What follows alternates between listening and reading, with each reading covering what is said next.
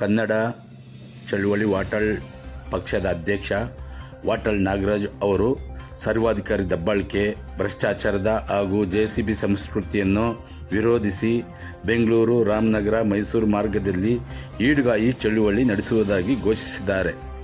ಈ ಕುರಿತು ಮಾತನಾಡಿದ ಅವರು, ಶಿಕ್ಷಣ ತಜ್ಞ ಹಾಗೂ ಸಾಮಾಜಿಕ ಹೋರಾಟಗಾರ ಸೋನಂ ವಾಂಗ್ಚುಕ್ ಅವರು ನೀಟ್ ಪರೀಕ್ಷೆಯಲ್ಲಿನ ಅಕ್ರಮಗಳನ್ನು ಖಂಡಿಸಿ ಹಾಗೂ ಕೇಂದ್ರ ಶಿಕ್ಷಣ ಸಚಿವ ಧರ್ಮೇಂದ್ರ ಪ್ರಧಾನ್ ಅವರು ರಾಜೀನಾಮೆಗೆ ಆಗ್ರಹಿಸಿ 21 ದಿನಗಳ ಕಾಲ ಸತ್ಯಾಗ್ರಹ ನಡೆಸಿದರು.